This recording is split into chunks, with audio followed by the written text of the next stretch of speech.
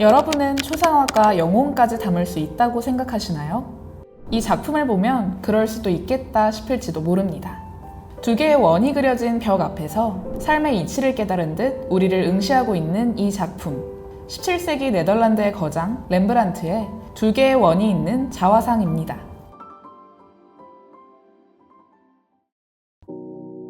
렘브란트는 수많은 자화상을 남겼습니다. 청년 시절부터 노년 시절까지. 그가 남긴 자화상은 무려 75점에 달하죠. 그는 왜 이렇게까지 자화상에 집착했던 걸까요?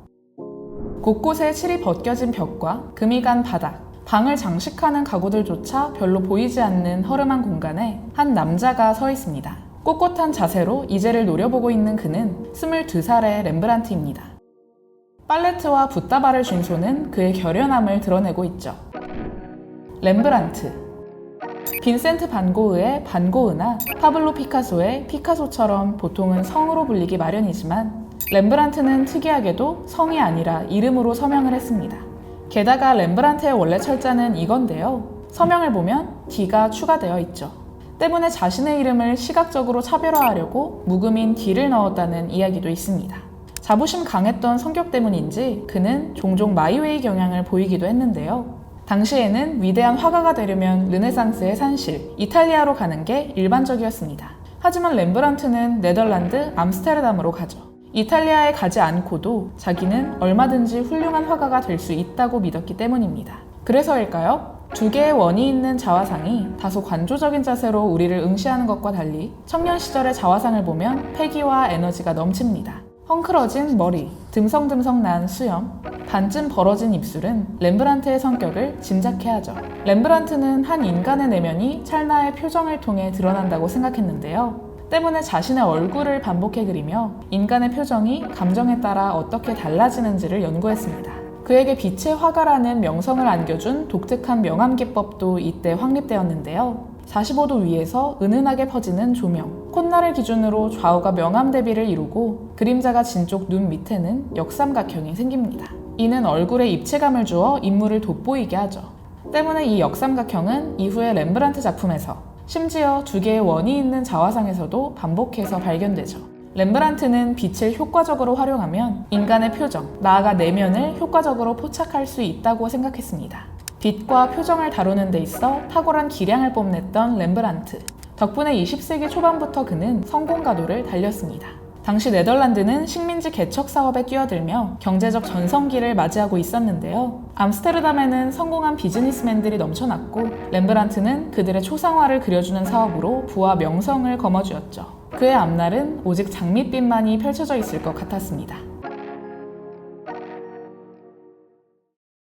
하지만 렘브란트의 마이웨이 경향은 그를 훌륭한 화가로 만든 동시에 몰락시키는 힘이 되었는데요. 자기 스타일을 고집하는 데 있어 너무나 완고했기 때문에 렘브란트가 주문자를 무시한다는 소문이 났던 겁니다. 렘브란트 최고 역작으로 알려진 이 그림.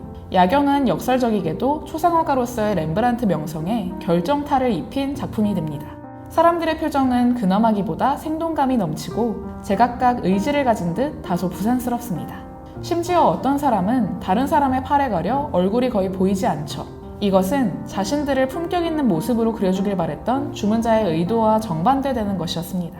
때문에 이후 렘브란트에게 들어오는 초상화 주문은 점점 줄어들었고 결국 완전히 끊어지고 맙니다. 아름다웠던 시절은 저 멀리 떠나가 버린 뒤 렘브란트에겐 궁핍하고 고독한 세월만이 남았습니다. 그럼에도 불구하고 렘브란트는 신념을 굽히지 않았죠. 살아 숨쉬는 것 같은 표정을 포착함으로써 인물의 내면을 드러내려는 작업을 계속 해나갔습니다. 그릴 모델이 자기 자신밖에 남지 않았을 때 이제 그는 자신의 처진 살과 주름을 여과 없이 관찰함으로써 자신의 나약한 모습을 적나라하게 그리기 시작했습니다. 이 그림, 두 개의 원이 있는 자화상은요.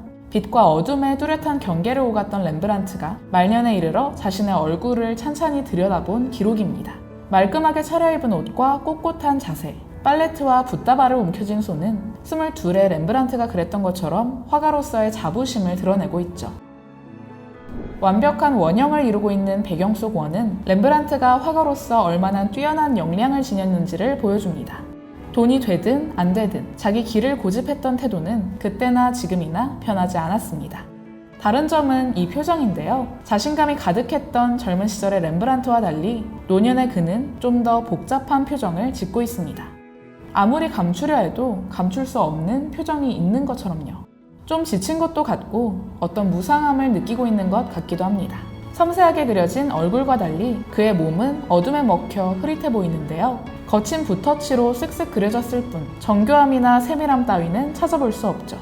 오직 얼굴만이 부각되어 있습니다.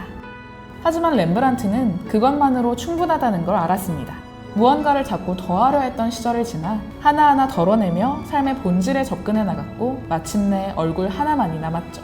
인생이란 결국 얼굴로 왔다가 얼굴로 돌아간다는 걸 깨달은 듯 렘브란트의 얼굴은 긴장을 풀고 평안해 보입니다.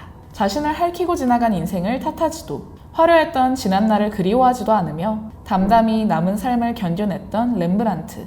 그의 내밀한 영혼이 우리에게 전해지기 때문에 이 그림은 이토록 애틋한 감정을 불러일으키는 게 아닐까요?